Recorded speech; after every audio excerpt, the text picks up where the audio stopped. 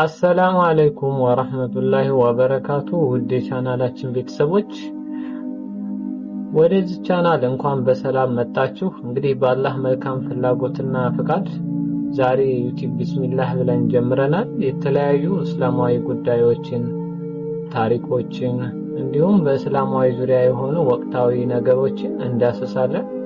እንግዲህ መጪውም ረመዳን እንደመሆኑ መጠን የትልልቅ ዑለማዎችንም ፈትዋ እያስገባን እናያለን እና ቻናላችንን እስከዛው ድረስ ሰብስክራይብ፣ ሼር፣ ላይክ በማድረግ አበረታቱን እና እንግዲህ ኢንሻአላህ ያው የመጀመሪያ ካሜራ ስለሆነ ነው ብዙም ንግግሬ እንደዚህ ሆነ። ኢንሻአላህ በአላህ ፍቃድ ሁሉም ይስተካከላል።